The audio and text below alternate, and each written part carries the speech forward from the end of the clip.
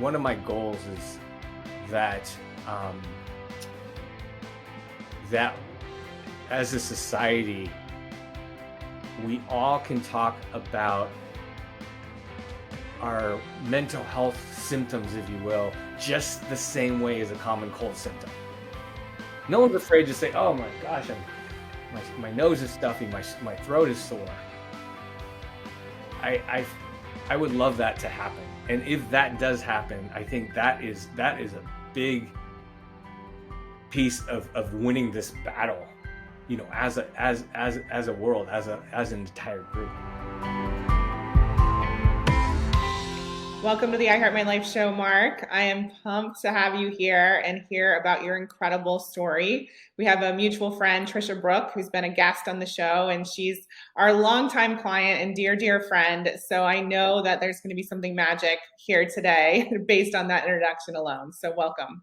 Thank you so much, Emily. So honored and happy to be here. And I want to say, right out of the gate, that you sent me the loveliest message when I approached you about being on the show after Tricia introduced us. And, you obviously listened to the show. You just reflected back to me some of the things that, some of my skills, some of the ways in which we run the show. And that was just so nice to hear. And I don't think I've ever had a message like that before. So I just want to send appreciation to you and gratitude, because it just really touched me. And, as you work so hard in your business, so do I. And this show is definitely a labor of love. So I just appreciated that a lot. So thank you. Well, thank you for saying that, Emily. Thank you very much. So as we do with most of our episodes, this really stems from your story. And so I love starting with a conversation around what brought you to doing the work that you do today and to being the human that you are today. I feel like a lot has to do with my upbringing. And I had two parents who really exposed me to every industry. My dad was somewhat of an electrical engineer, and my mom was a school teacher, and they would have me dive deep into some of these different careers. And I never forget, 7 years old, on the kitchen table, my mom pulls out the stock pages. But way back when we didn't have the internet. You just looked on these pages, and I was just blown away.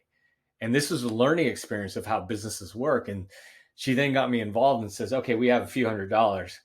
Why don't you invest in a stock?" And she says this now. She says, thankfully, that stock went up. It was Caesar's Tahoe, because my mom and dad and all my other relatives lost a lot of money when they go to Caesar's gambling. Fast forward, and that was always my trajectory. I feel like the other side of that was my Japanese upbringing, which is my dad's side, which focused on three Japanese principles: shoki, which is true self; ikigai, which is purpose; and then ichigo ichie, which is a high level of presence. Now, as I was going about this, I started to really focus on those principles. I became a portfolio manager, financial advisor, and I was always dissatisfied with how the industry was going. I was always thinking that there's got to be more value going back to the client. And so what I started to do was create what is known now as a family office, and which is gathering experts to do a lot of great things for clients outside of the investment side. And I feel like I did it the right way, except one thing as I was going through life. Very successful, high achiever, until one day I was in a point in my life. This is 2016. I was a point in my life where I'd gone through a really tough divorce about 3 years before. And I was just spiraling. I was in a rut. I was not growing in any capacity. Not just got out of shape, lazy, pre-diabetic, just all kinds of things. Mental health was just, I've suffered from depression, anxiety, and panic attacks all my life. And it's just going full force. And so this was such a pivotal moment because, as I was spiraling and just looking at this other side saying, whoa, I might be going down a path where I might not be here. And I had a meeting with a business coach, which changed a lot of things. And I let her know what was going on. And I just blurted out. I said, I want to go outside my comfort zone for 100 straight days. And that's the way my ADHD brain works. You have to do something every single day. And so I set myself up for success, and I listed off like 250, 300 different things I could do outside of my comfort zone, everything from business to fitness to finding a soulmate to my kids. Everything on there was just more powerful as the list went down. But on number 5 on that list, I'll never forget, it was something I just kept on going past. And that was to tell something about my mental health struggles. And you see, in my family, it's taboo to talk about sickness. This is even more taboo to talk about mental health struggles. And so I picked up the phone and I called my cousin Gail. Gail is the Chinese version of Oprah, a very strong woman. I have a cousin who's like a brother to me, but it just felt like that was too close, and I didn't really want to have him feel like, oh my gosh, you never told me all this. So I just went straight to Gail, thinking that she didn't have any of these struggles. Well, it turns out that she has all of the things the mental health struggles I do. And it was so liberating. And it was just this amazing enlightenment of having the permission to tell everybody and to share that. And I was like, whoa, this is the best form of therapy right here. Told my doctor, she found me a good psychotherapist, got me in a low dose antidepressant. And then from there on, it just became this goal of just being true to myself, true to my clients. When they asked me what my cause is, I didn't skirt around the issue. I used to. And I remember that day when somebody asked me, and I said, I believe that my number one cause by far is mental health, mental illness struggles. And I'll never forget the reaction I got was just so caring, the curiosity, the Me Too attitude. And that just opened up the floodgates in terms of us sharing. That client shared with me so much information that all of a sudden I was like, well, now I can really do my job, knowing why this number goal here is so important to you. We really dug deep, and he made the comment, well, I've never told anyone this. That makes my job so much easier. And then now fast forward, I'm very careful in the way that, and this has to do a lot with you, Emily, and what your podcast stands for. I started to see problems just because the people I was partnering up with were not their true selves. And I feel like it was always a struggle when you have individuals who aren't present, aren't high purpose, and not their true selves with either financial professionals, any professionals that you're partnering up with, and serving those individuals who are not their true self, are not present, are not purposeful. What I've gotten down to is the only way that my team can get the highest results is when everybody playing in this game, whether it's a partner, whether it's clients that we serve, are high character, high alignment, true self, high purpose, high presence. When that happens, we can do just amazing, amazing things. And it flows in such a right direction there, where it used to take 10 meetings to convince a client to trust for a high level of trust.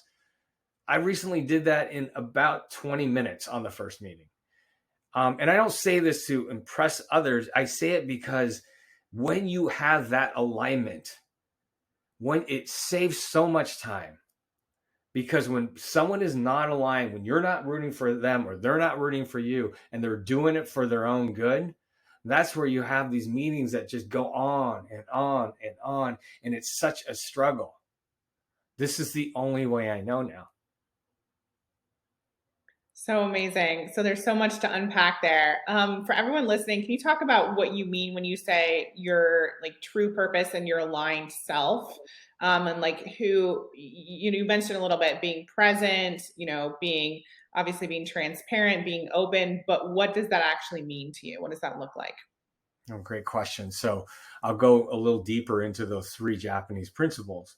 So, for example, well, let's go for Ikigai. Ikigai is the one that most people would know. Ikigai is when you're doing something you love, something that you're great at, something that makes the world a better place, and something that provides you with some sort of capital. Usually it's emotional, financial, combination of the two.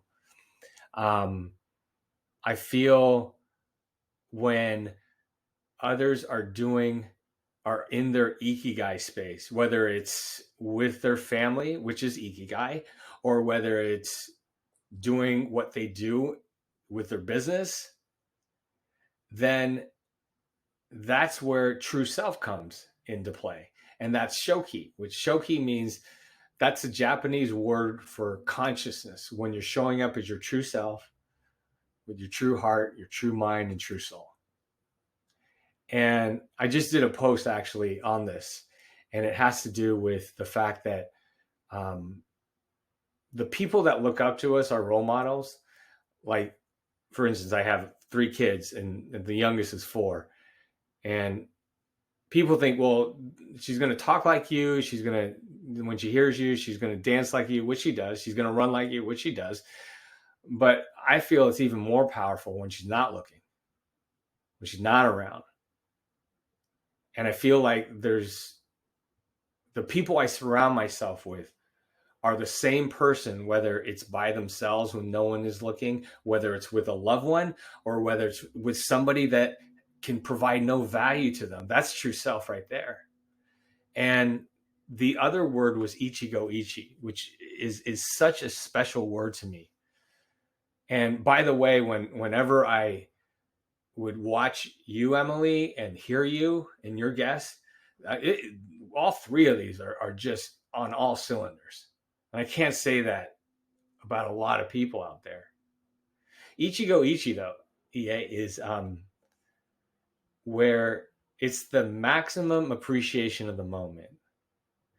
And in Japanese culture, Emily, I invite you to my house. I have to treat it as the first and last time you're ever going to come to my house, which completely changes the way we're going to interact and the way that my mind is cleared up just for you. I'm not worried about what I have to do tomorrow or the fact that the Golden State Warriors are out of the playoffs. I'm just focused on you. And I experienced this when I was with my grandparents on my dad's side. And I felt like it was my birthday every single time I went over to the house. And by the way, they lived 2 miles away. So it wasn't like I just saw them on my birthday. And my dad explained it to me. He said, Grandma and Grandpa, when you go over there, that's all that matters. And they're treating it as this is Mark's first and last time he's coming over. And I felt it. I felt like they were just paying attention to every word that I had to say. And when everybody in the room is highly, highly present, like right now, I have 18 monitors in this office of mine, but only one is on, and that's how it always is. Then if everybody is highly present like that, then that's where you get the most effectiveness, and that's where you get the most fulfillment. That's so beautiful. My husband has a book called Ikigai, and he has shared a little bit about it with me, but I haven't known about the other 2 beautiful principles. So thank you for describing that. So before we go into more detail around that work and that sort of harmony in the way you live your life now, I want to better understand back in 2016, what do you think it was that caused you to get to that place? And you said you suffered with anxiety and depression your whole life, but what was it that was the big wake up call for you around that time? And what do you think led to that? So, great question. Um, what got me to that level was just everything coming in at the same time. And when I say that, it was divorce and very tough divorce. And it was almost like I shrugged that emotion off because I had to show up for my kids. And then all of a sudden, just felt like that PTSD was coming right in front of me.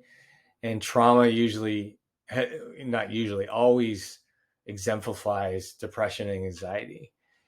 And so the answer to that question, those questions are this almost the same. It was awareness of what was going on. And I was like, holy moly, I haven't grown my business for the last few years. My health is deteriorating. My mental health is deteriorating. My relationship with my kids, my relationship with all the people are just spiraling down. And then it was the opposite. It was the awareness. It was the awareness that got me out of that. I said, gosh, if I continue going down, that's just, this is not gonna, it's not gonna end well. Here's what really kicked it into high gear though. But a little ways before that, I was at a mastermind group, and this guy got up. He's a very famous TED talker now. His name is Jia Jung. His talk is about rejection therapy, and Jia spoke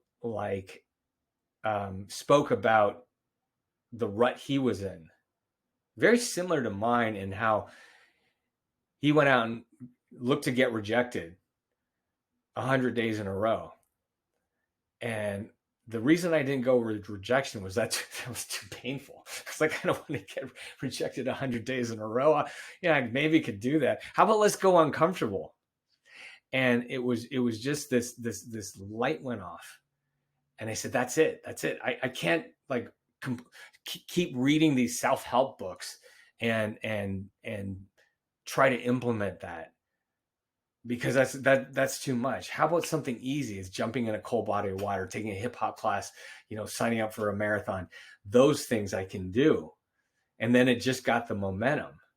But watching Jaws TED talk, and by the way, he didn't know who I was. Now we're like really, really good friends, by the way. I reached out to him and said, hey man, you inspired me. And like, he's a good friend of mine. But that was right there. I looked at him and I said, I'm that guy before. And if I do this, I can be that guy afterwards. And what was it about that experience, the 100 days, that you think shifted everything for you? I think I'm competitive. And I feel like it was, the first day was the hardest, and then it just started. And then it all of a sudden became a lot of fun. And I think where it shifted, Emily, was the realization that something really good is happening when right around day 20, I started to look at that list and I started to cross things off that were now, because my comfort zone had expanded. It's like, no, I can't. That's easy. I'll call that prospect up, no problem, right? And it was almost like, whoa, this is really amazing. And like, the bigger my comfort zone was going, the more confident that I felt. Where it really started to just like, I was almost doing backflips. I mean, I did some cool things actually. I signed up for a marathon, and I signed up with the hardest coach in Marin. And then I not only ran that marathon, but I ran it so fast I qualified for Boston. But the big thing was meeting my wife. And that was where I was like, this, I can do this, and I want to do this for the rest of my life. I was dating in this range of 2.5 years younger, or 2 years younger, 2 years older, and 10 miles from my house. And we got to a point where I'd go online and it'd be like, oh yeah, I dated her. No, okay, no one knew. And then it was almost like I felt like I needed to really shake things up. And so I went, instead of 10 miles, I went to 100 miles from my house. I said, gosh, I don't have the kids half the time. I can make the drive. And then went from 2.5 years, 2 years younger, to 10 years younger. Because I'm a little high energy, and I noticed that the younger potential partners, that was more the energy level I was looking at. And so the next day, this woman named Amy appears. Like, this is the match of the day, right? And I'm like, holy moly, oh my gosh. Just like, and I couldn't stop reading her profile. It was just like this pure excitement. And I talk about this in one of my talks. It took me 7 hours to craft this message to her just because it had to be perfect, right? So just like, and I kept going back and forth and back and forth. Long story short, though, like, we completely hit it off on our first date. It's like a 4-hour, 20-minute date. Get the second date, and all of a sudden I'm just like, well, that happened. And I can kind of see things kind of falling into place here. You know, every day got longer and longer. I think our third date was like 12 hours. We like almost closed the restaurant and then some. Yeah. So that's where it started to kick in. And then that also inspired me to talk to Gail about my mental health struggles. And so what was the day one task that you did? And then what was the 100? Good old Dave Asprey. Dave Asprey and I, you know, I hit it off with him. He'd come to my mastermind every few months, and he'd always like let me peek under the hood of just like, oh, this is what I'm doing, right? Because I think I think I think you just love adventure and thrill. And so one of the things he said was to jump in a cold body of water, which I made number one because that just freaks me out. I was like that, but I knew all the benefits that went along with it. And to this day, I do it every morning. So I found a place. Actually, it wasn't a place that I was supposed to be in. But it was kind of too late. I was like, well, I'm doing this. And it was like a lake near my house. I jumped in the lake for 5 minutes. I was almost like ready to get out. I was like, oh, 10 seconds, but I wanted to be accountable, and that's what I did first. Amazing. And what about day 100? So day 100, day 100 or 99,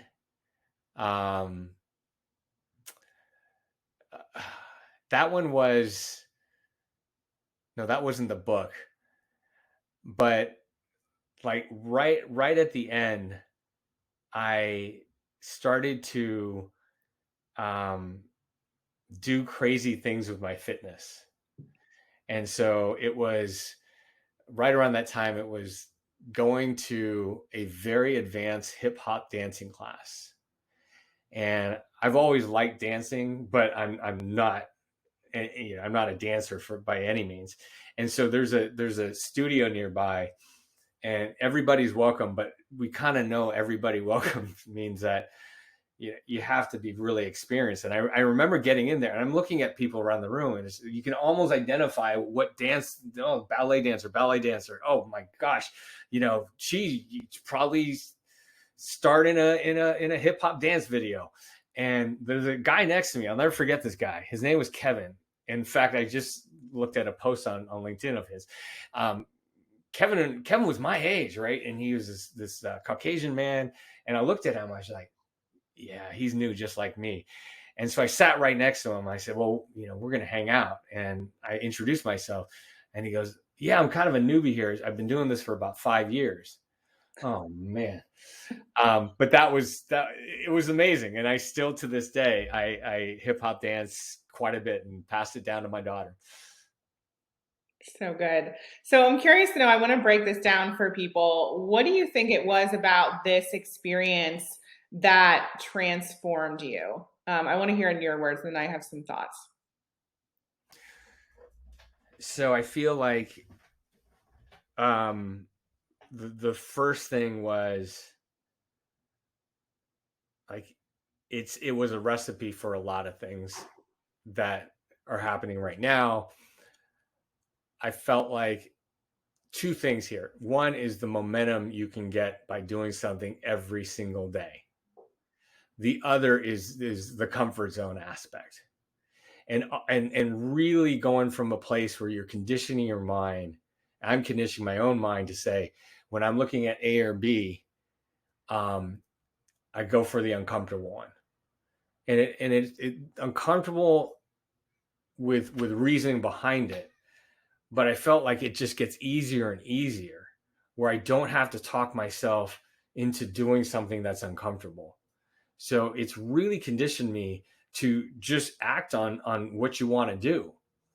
And usually, if it's a little fearful and a little uncomfortable, that's where all the great things happen. That's where I met my wife. That's where I've had, that's where I decided to become a dad 19 years ago. That's where decided to become a dad when I thought I was done having kids 4 years ago.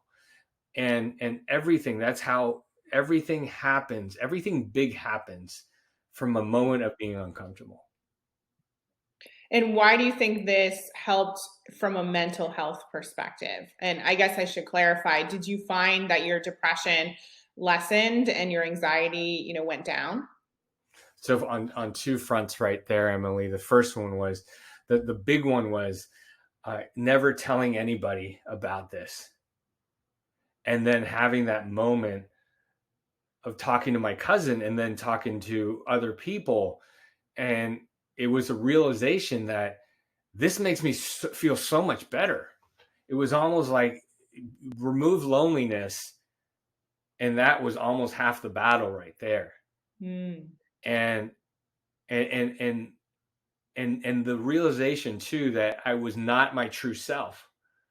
When people would ask me, "What is your cause?" or "Why are you so passionate about American Foundation for Suicide Prevention?" I think I know that it has allowed me to really feel like I'm my true self, and to actually look and be better at surrounding myself with other people who are also true self. And I feel like when I share that with someone, a couple things happen about mental health struggles. The other person almost always can relate with their own or a close family member, or even a business partner, which I've heard before. And it's not only a way for them to have some sort of therapy and to share and to feel less lonely, but it's also a way where I've noticed when I share that, when they ask and I tell them, it's almost like the other person is just like, "Oh my gosh, Mark told me something, and Mark got vulnerable, and he told me something that he probably doesn't just share with the world." And you can almost see them searching for, okay, what have I not told anybody? Or maybe I told them, like the client example, maybe I told I want 25 million, but really didn't tell Mark why that's so important to me. Mm. Yeah, that makes sense. I'm just thinking about some of the examples from my own life. Even recently, I had a client message me and thank me for talking about having anxiety and sharing vulnerable things on this show.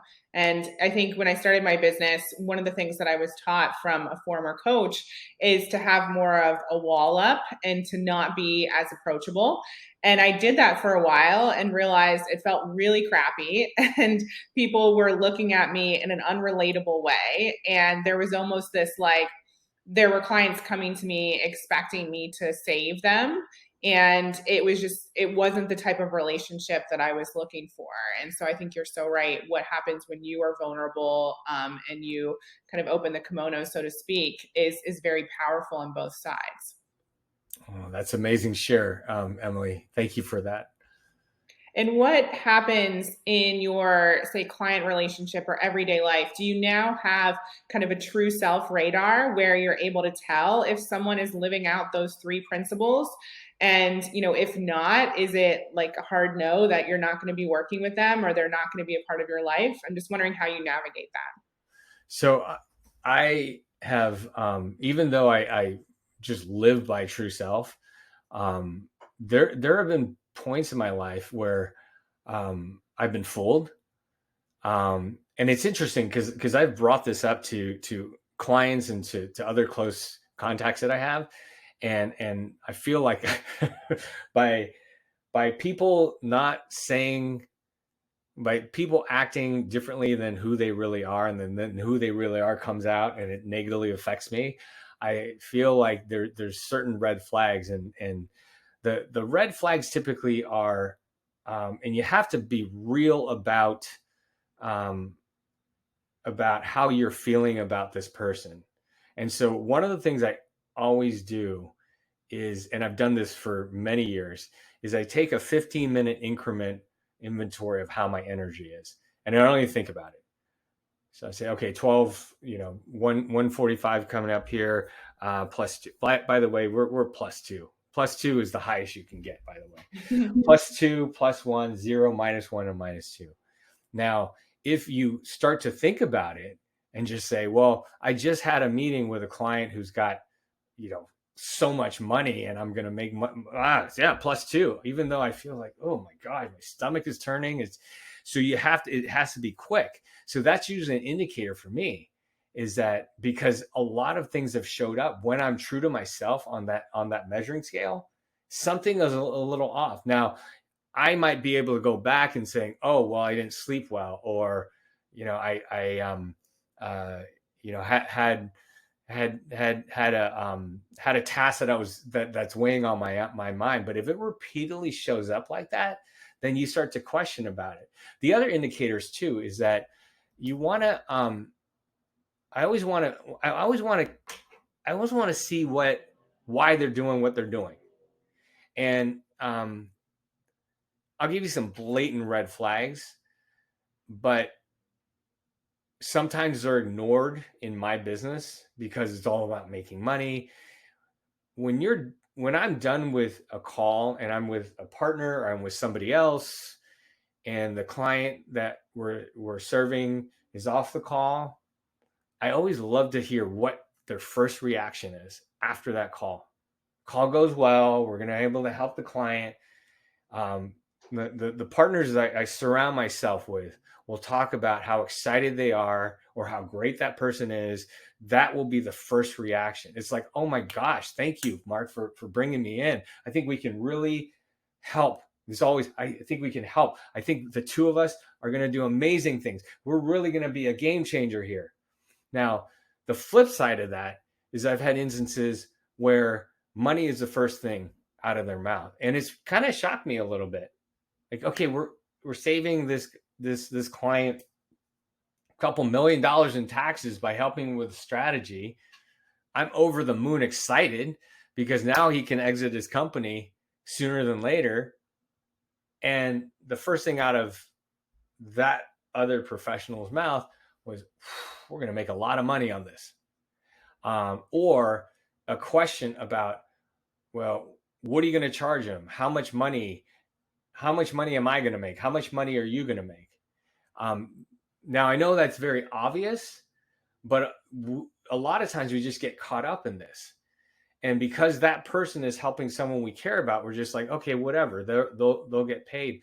But I've had enough experiences where when that is a comment or that is the focal point, it usually doesn't end well. Something will come up in the end. The other thing too, in terms of true self, my business is just, and I've always been against this. It's about scripts, right? It's about what to say, what questions to ask, how to ask the question so it funnels into making the sale, or what stories to say.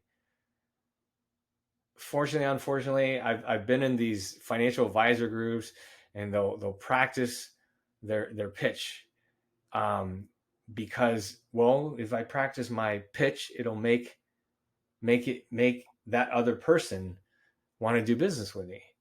And so, because I'm such a believer in being true self and against the script, the examples, the best examples I can give where somebody is willing to have me help them sell their $100 million company in one meeting, or somebody with a $50 million business wants to be my client within half an hour of the first meeting. Those typically, and I'll tell you a quick story, and this is the reason I tell you this, is because I know how to be my true self. I'm able to spot others who are being their true selves. So the biggest win I ever had was that client. Hey, sell my business for $100 million. Well, I never met this client, and my 4-year-old daughter Stella and I She was two at the time. Uh, I told the nanny to go home. It was a Friday or Thursday. Anyways, it doesn't matter. But I told the nanny to go home because I said, I get to play with her now. And we're in a groove. We're singing. We're dancing to Bruno Mars. We're taking all their stuffed animals and we're doing a race around this desk right here. And I get so wrapped up in this for 55 minutes. This alarm beeps on my phone. And I was like, who is that? I said, oh, I have a meeting coming up here. And so she's still in the room, by the way. So I click on the Zoom. And it's me and the client. And I said, oh, I'm sorry. I look in the Zoom and I'm like, kind of wet here. And what I said, I had a water fight with my daughter just now. And she was in the room. And now, before this, I would like prep like crazy on this. I would be like, okay, I gotta know this person's like spouse's name, everything about their company, their dog's name. And looking back, I was like, that's kind of creepy, right? And I would say, okay, I'm gonna say this, all about scripts, right? Say this, and then you got to make sure you tell that story, and then you describe yourself like this, and it just and we're gonna this is gonna be great. And I was wondering why that it took so long to build trust. So I get on there and he goes, hey, and we talked about baseball for all things. I don't know how we got on the topic for baseball. I don't even know who this guy, what this guy really does, right? But I'm kind of laughing inside. And then he says, what do you do? And then I blurt out something. It was true self. It was not even scripted. I just said, oh yeah, and in my spare time, I run around the room with my daughter here. And the meeting took 65 minutes, and I felt like, well, it went pretty well. Next day, he calls me up. And he says, "I want you to. You're my professional. You're my advisor." And so my coach, Dr. Jeff Spencer, I immediately called him, left a message. He calls back in like 10 minutes. He goes, "Congratulations. That's amazing. Now get to work here." I was like, "What do you mean get to work?" He says, "I want you to write everything down of what you did before that meeting, what you did in that meeting." It's kind of like I'm a runner, and when I have that good race, it's just like, well, I'm eating fried potatoes right before the run, and I'm drinking that black tea you get from Starbucks and with 3 tea bags. It's like you have that ritual, and so I shared it with him, and I'll share it with you. It's just like, so anytime before a meeting, well, if I don't have the 55 minutes, well, Stella goes to school now, so I can't go grab her every time. I listen to our playlist, which is filled with Beatles songs and Bruno Mars and just goofy songs. And I will just clear my mind. I'll meditate. And it's almost like if something pops up and says, oh, this person does this, the person you're talking to, I don't want to see that. I want to get to know them instead of the internet telling me who they are. And so here's a key too. Throughout that whole conversation, those 65 minutes, my only goal was to save this individual's money, some way, shape, or form. And in this case, it was through tax and through increased valuation. And by the way, on those two fronts, I was probably not going to be paid on that, and I didn't care, because when I showed up, I said the only thing I have to be is calm and confident, because if he sees calm and confident coming into play, then he's going to want to have my professionals here help him, and he's going to save a lot of money, and everybody in this room wins. Now, where I win is on the other side, being that advisor who manages some, if not all, of these funds. He had indicated halfway through that he had a couple advisors or people that could lead him down the road to manage these funds. So, and that didn't even like faze me. It was like, of course he does. Well, good for him. And it wasn't like, well, maybe I can get a third of this. It was just, okay, we crossed the finish line here. I did what I need to do. Calm, confident. He's bought into this. And that was the focal point. The other thing I'll mention too is that I'm very aware, except on podcasts, that I should only speak 20% of the time. Okay. So when I'm having these first meetings, it's like, let me ask you a question. It's about them, not me. Quick as possible. This is what I do. You already know what I do because you got referred to me. Now let's figure everything out about you. And no script. I never start with talk to me about your investments, your money. It's like, talk to me about you. Tell me about your goals. Tell me about what keeps you up at night. Tell me about what's important to you. Tell me why this business means so much to you. Thank you for breaking that down. And I love the visual of you playing with your daughter. It was making me emotional because obviously I'm a new mom. It's so beautiful. And one of the things that's coming to mind as you're describing this process is the work that I do around money mindset and abundance and, attracting what you desire. And it just sounds like because of your processes and the work that you've done on yourself and getting out of your comfort zone and transforming your life, you have become magnetic and to the things that you desire and to the things that are at your vibration. Otherwise, if it's not, it's going to go away. And I think that's the way you described it is very step by step for people. And I also want to bring light to that's what happens when you do this work. You attract the things that are a match for you, and you're also able to tell what's not a match. And you also have develop a level of trust where you're like, I'm not attached to this working out or not. Like, it would be great if it did. And I know there's more on the way. And so I don't need to be grabby with this. I don't need to just take everything that comes my way if it's not aligned. You have a level of confidence and trust in life and what's coming to you. What you do with the manifestation and attracting abundance, Emily, I'm such a huge believer in that. Tricia and I have conversations like this all the time. And it's almost like when things appear, it's almost like, of course they did. Of course. It's no longer a surprise. It's like every magical interaction like this one we're having right now is because it happened, is because I manifested. It's serendipitous because it was meant to be. And great point on not caring about the result, because I think that's a big part of it too. It's like, don't force the result. If that client said, I don't want to do any of this and walked, that's great, because there is a reason why that's happening. There is a reason why that's happening, and it will save me time from trying to convince this person to do what I want them to do. Totally. I love that. And I remember David Nagel, one of the mentors I've worked with, he said in a podcast recently, he said, you don't need to be attached to who the sale, who brings in the money, who says yes to the sale. It's just you trust that the sale is coming in. You're not attached to who it comes from. Exactly. And I thought that was so amazing, because how often are we like, oh, it needs to come from this specific person? And then we're so focused on that we lose sight of all the other opportunities that are around us, or we stop putting ourselves out there, and then we attract the wrong people. And it's just like dating, when you're so just clingy, that's so unattractive, and it's not the foundation for a beautiful relationship. Absolutely. And Tricia and I talk about this as well, all the opportunities that come in.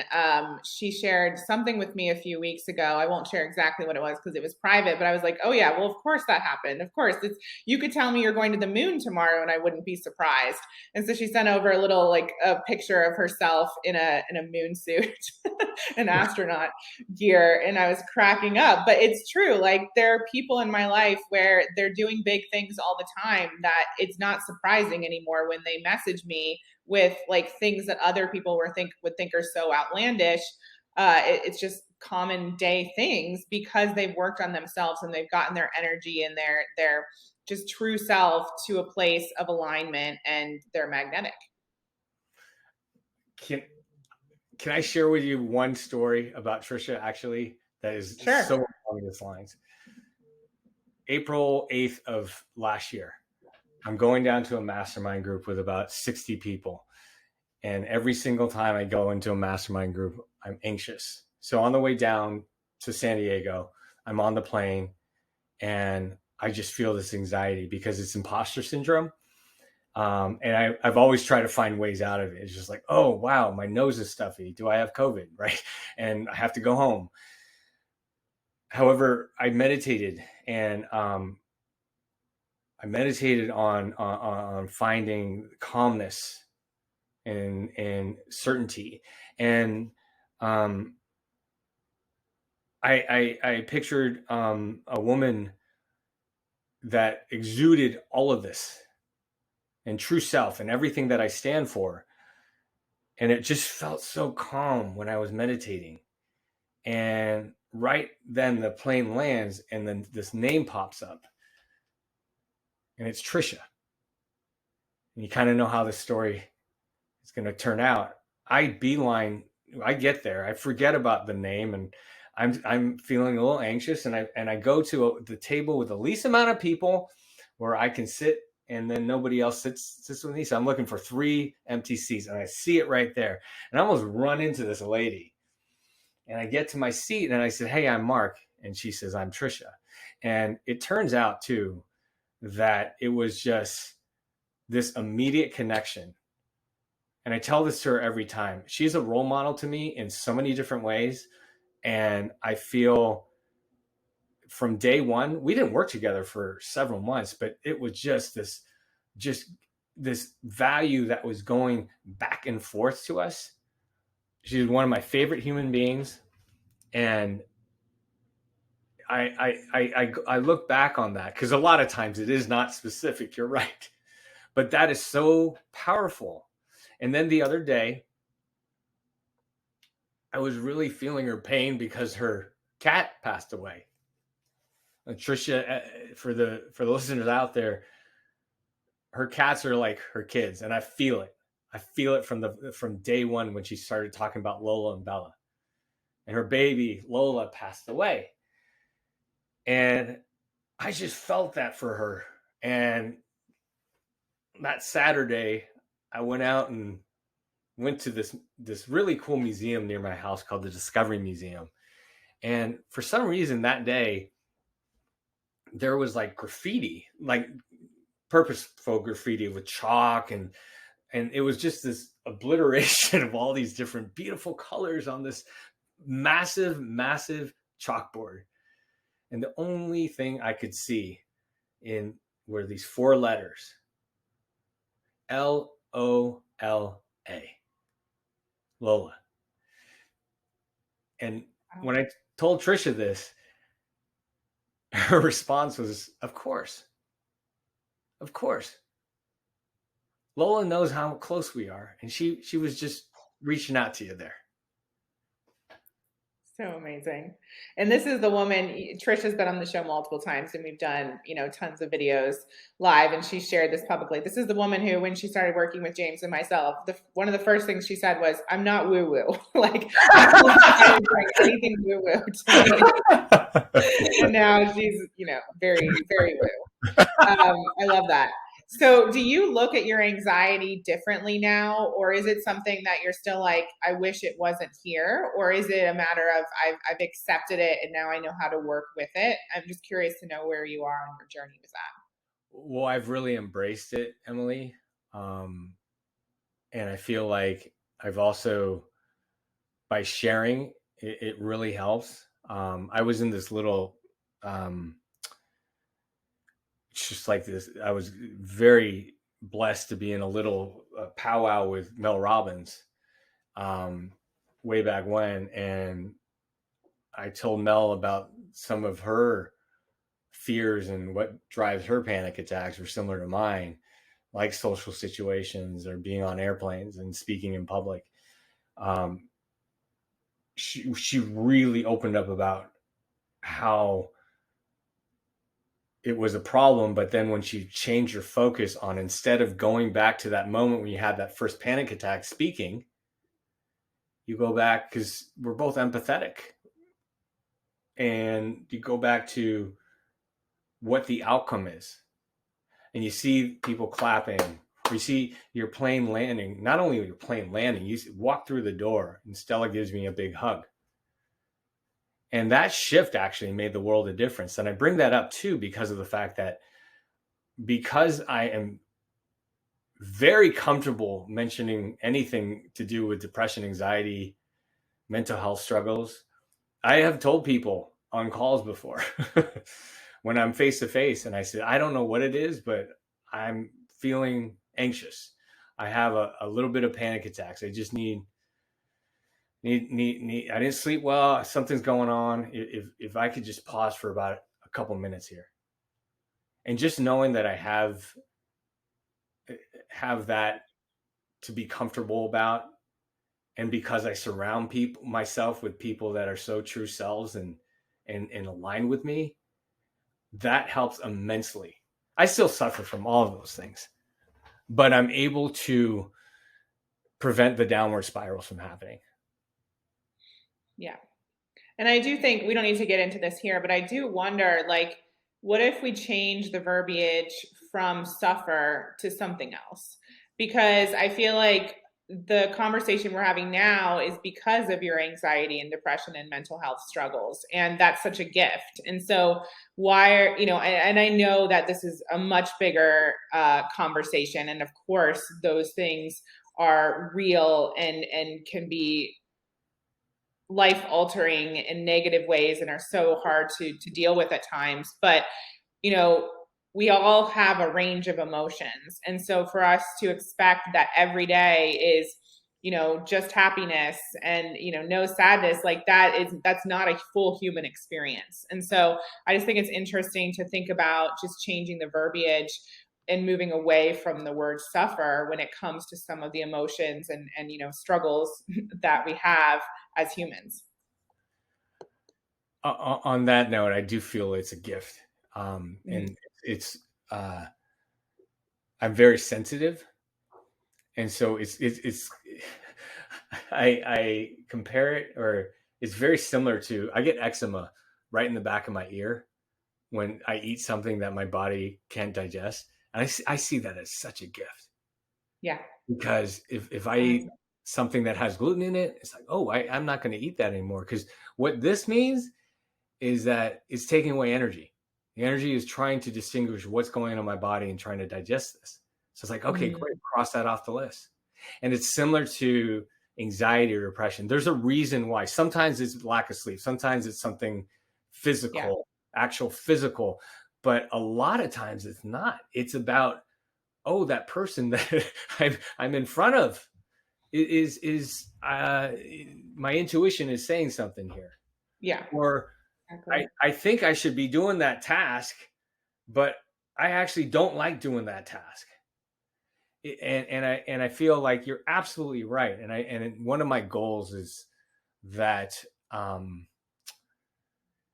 that as a society, we all can talk about our mental health symptoms, if you will, just the same way as a common cold symptom.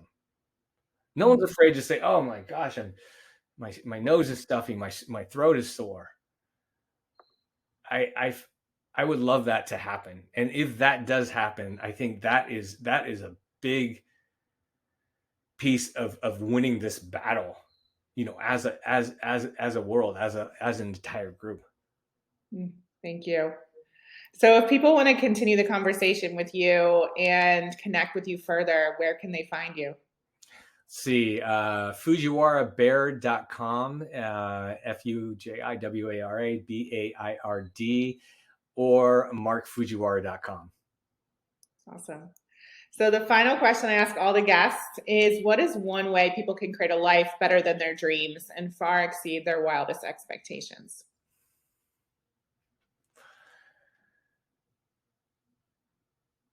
Okay, so I feel that we all have, I read all these self-help books, and there's thousands of ways, deep work, essentialism, and they're all great.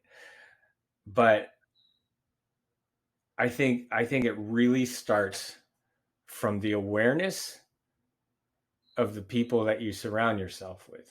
It just goes back to that. Anytime that's out of whack, everything kind of falls off the rails. But be honest with yourself. I talk about the +2, +1, 0, -1, -2 every 15-minute increment.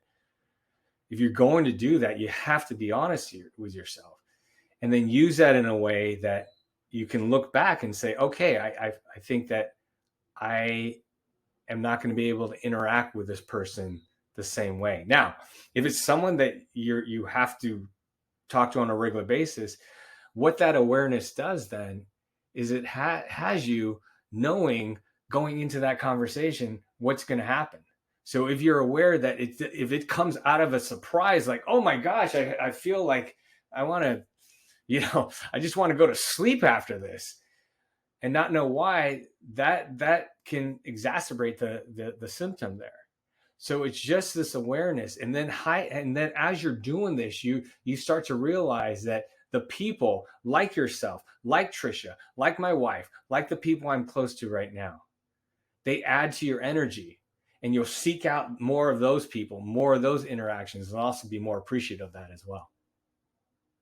Thank you for sharing that. I also heard once that the more you're attracting people like the ones you just described, that's also how you know that you've shifted and that your energy is different, because you wouldn't have otherwise attracted those people. And I thought that was so beautiful and such a reminder of, pay attention to when those things happen, because it also tells you something about yourself. Absolutely. Absolutely. Thank you so much for your time, Mark. I've loved this conversation. I know so many people are going to benefit from hearing you and your story and your wisdom. So thank you for your vulnerability and for your time. Well, thank you, Emily. Keep doing this. Keep being your true self. You're amazing, amazing, amazing.